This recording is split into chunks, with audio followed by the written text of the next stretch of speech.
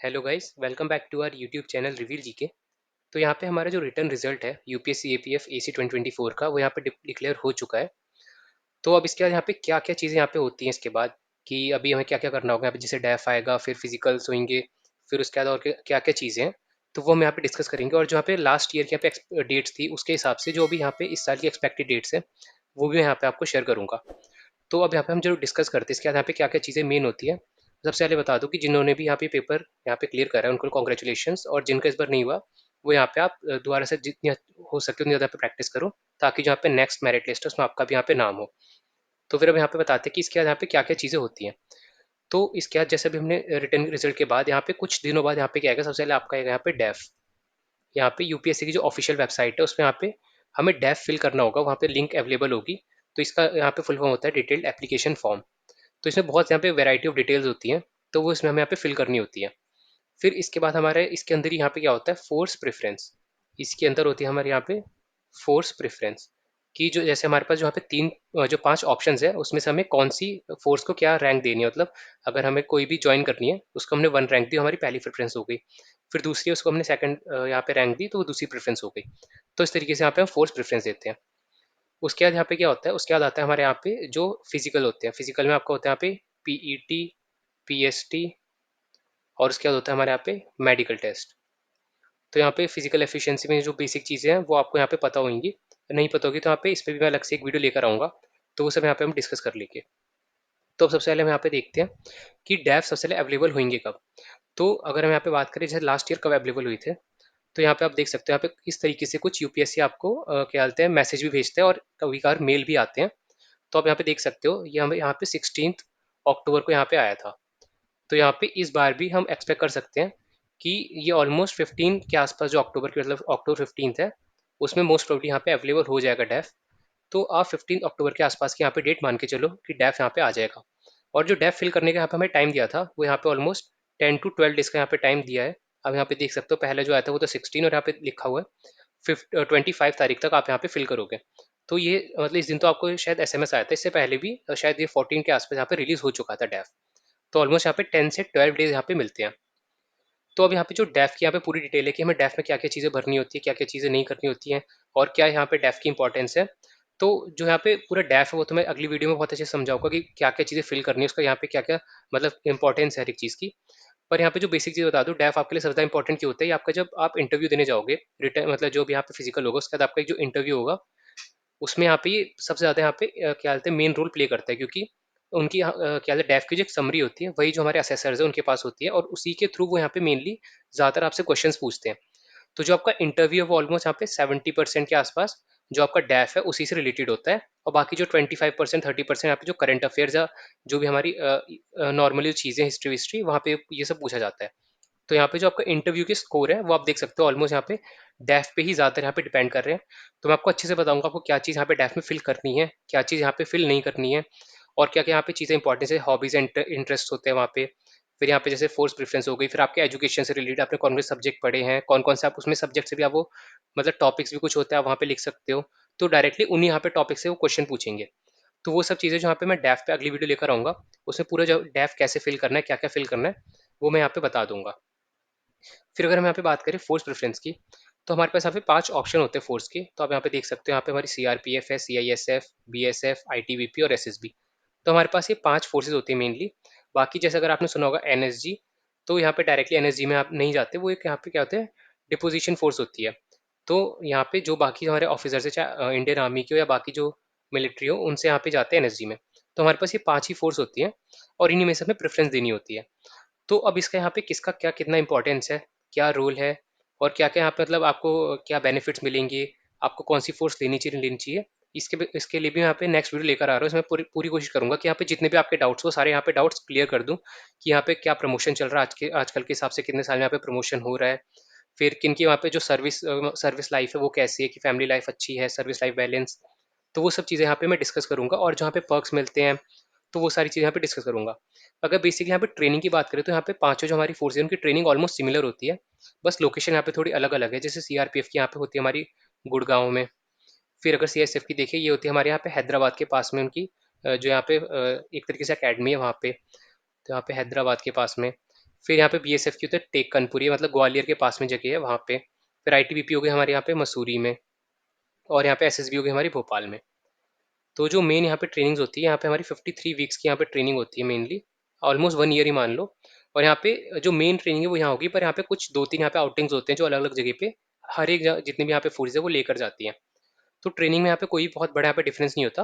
बस यहाँ पे थोड़ी सी डिफिकल्टी जो, मतलब कुछ फोर्सेज की थोड़ी ज़्यादा यहाँ पे ट्रेन करते हैं बाकी फोर्सेज कंपैरिजन में।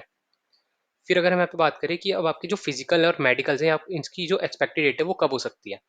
तो जो फिजिकल और मेडिकल है, ये हम यहाँ पे एक्सपेक्ट कर सकते हैं कि ये मिड नवंबर से यहाँ पे स्टार्ट हो सकते हैं। मिड नवंबर से यहाँ पे क्या स्टार्ट हो सकते हैं, और ये बहुत ही लंबे चलते हैं। ऑलमोस्ट यहाँ पे आप कह सकते हो 1 मंथ से यहाँ पे ज़्यादा चलते हैं। तो अगर यहाँ पे मिड नवंबर या फिर आप मान लो 20 नवंबर के आसपास से स्टार्ट हो रहे हैं, तो ये ऑलमोस्ट जनवरी तक जा सकते हैं, कि 5-10 जनवरी तक यहाँ पे जा सकते हैं। तो यहाँ पे आपको पूरा मतलब 1 महीने का यहाँ पे टाइम गैप होता है, और उनमें से कोई भी जो डेट्स है वो आपको मिल सकती है।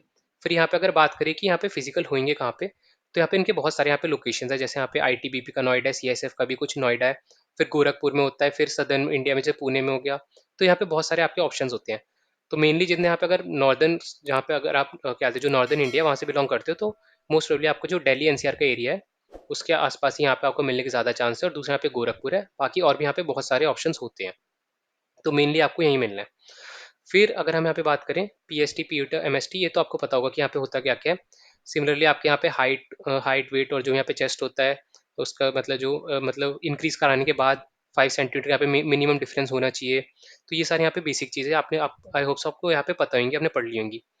फिर अगर फिजिकल एफिशिएंसी की बात करें, तो वहाँ पे क्या होता है, सिंपली हमारी एक सबसे पहले क्या होती है, हमारी होती है एक स्प्रिंट। स्प्रिंट होती है हमारे यहाँ पे 100 मीटर की। ये आपको यहाँ पे 16 सेकेंड्स यहाँ पे करनी होती है। तो यहाँ पे आपको थोड़ी यहाँ पे प्रैक्टिस की जरूरत होगी इस चीज़ के लिए। फिर होता है हमारे यहाँ पे 800 मीटर की यहाँ पे रनिंग। वो यहाँ पे हमारे पास 3 मिनट्स एंड 45 यहाँ पे सेकंड्स गिवन होते हैं। पर आप कोशिश करना कि अगर आप जब भी यहाँ पे ट्रेनिंग कर रहे हो, तो आप 3 मिनट्स 20 सेकंड के आसपास यहाँ पे कवर करो, क्योंकि वहाँ पे आपको टाइम भी बचाना है। क्योंकि उसके तुरंत बाद क्या होता है, यहाँ पे लॉन्ग जंप के लिए लेके जाते हैं, और फिर वो जैसे ठंडियों में एकदम सुबह सुबह यहाँ पे स्टार्ट करा देते हैं, तो यहाँ पे थोड़ी डिफिकल्टी भी हो सकती है। तो आप कोशिश करना 3 मिनट 20 सेकंड से कम में आप ये टारगेट यहाँ पे हमेशा कवर करो। फिर उसके बाद हमारे यहाँ पे एक लॉन्ग जंप होती है, वो होती है यहाँ पे 3.5 मीटर्स की। तो ये हो जाती है यहाँ पे 3.5 मीटर्स की लॉन्ग जंप। और लॉन्ग जंप यहाँ पे सबसे ज़्यादा बच्चे यहाँ पे लॉन्ग जंप में बाहर होते हैं। तो लॉन्ग जंप की आपको स्पेशली प्रैक्टिस करनी है। अगर आपने मतलब आज तक कभी नहीं करी, तो मैं आपसे बोलूँ कम से कम आपको 15 डेज़ की यहाँ पे प्रैक्टिस चाहिए। अगर आप बहुत ज़्यादा एक्टिव हो, तो भी आप कम से कम 1-2 बार यहाँ पे ट्राई कर लेना कि आपकी हो रही नहीं हो रही, तो आप थोड़ा सा और यहाँ पे कवर कर सकते हो। फिर इसके बाद होता है यहाँ पे हमारा शॉर्ट पुट। शॉर्ट पुट इतना मतलब इतना ज़्यादा डिफिकल्ट नहीं होता है। यहाँ पे 4.5 मीटर का ही होता है यहाँ पे थ्रो। तो ये इतना ज़्यादा यहाँ पे डिफिकल्ट नहीं होता। पर अगर आप कहीं भी आसपास से अरेंज करवा सकते हो, या फिर कोई भी आसपास आपके अकेडमी हो, तो एक बार आप जाकर ट्राई कर लेना थ्रो करने का, कि आपका नॉर्मली यहाँ पे वैसे हो रहा होगा, तो इसमें कोई ज़्यादा दिक्कत नहीं आएगी।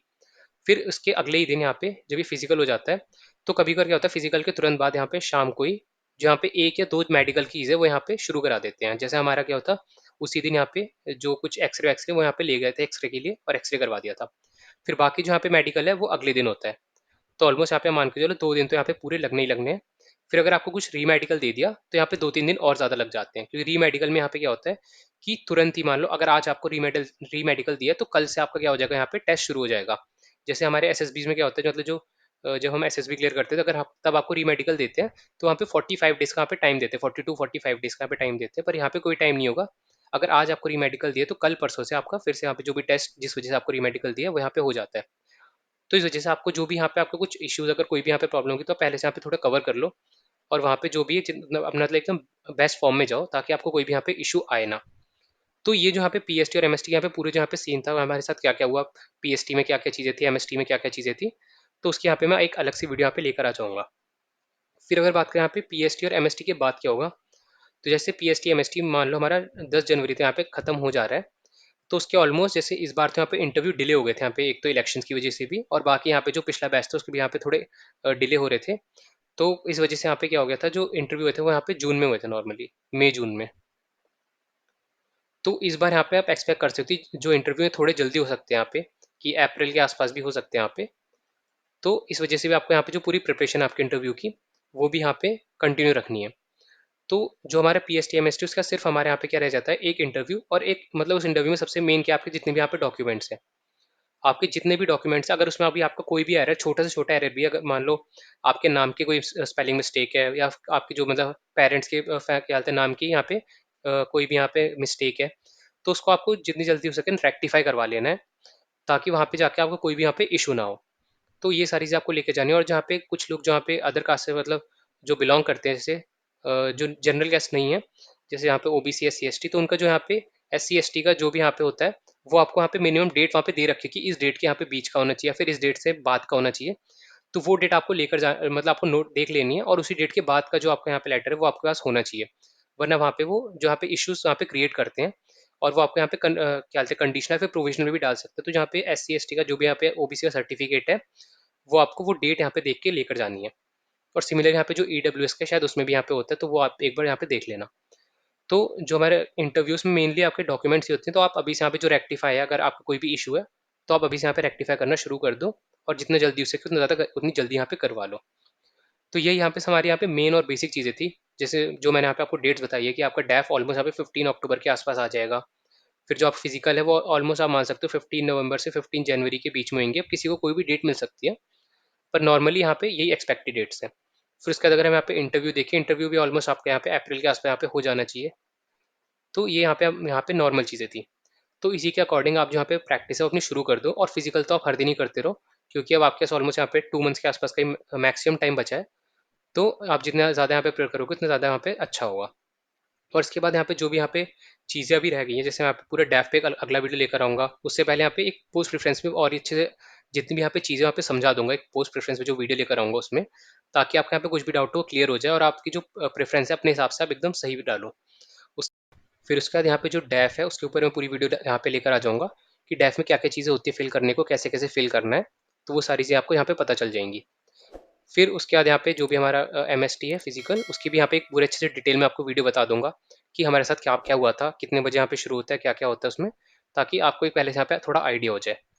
फिर अगर यहाँ पे जो पर्सनल इंटरव्यू की बात करें, तो मैंने यहाँ पे पहले एक वीडियो बना दिया यहाँ पे हमारे क्या यूट्यूब चैनल पर पड़ी हुई है। अगर अब तक आपने वो जाके नहीं देखी तो आप जाके देख सकते हो कि यहाँ पे पूरा जो पर्सनल इंटरव्यू यहाँ पे क्वेश्चन जो ट्रांसक्रिप्ट था वो मैंने बताया हुआ है, और क्या क्या होता है यहाँ पे पूरा जो यहाँ पे सिनेरियो था वो सब मैंने वहाँ पे अच्छे से एक्सप्लेन करा है। अगर अब तक आपने वो नहीं देखा है तो आप वो जाके देख सकते हो। तो चलो, फिर यहाँ पे इस वीडियो में हमारे लिए यही चीज़ें थी। तो अब यहाँ पे जो वीडियो आएंगे आप देखते रहना। तो चलो हम फिर आपसे मिलते हैं यहाँ पे नेक्स्ट वीडियो में।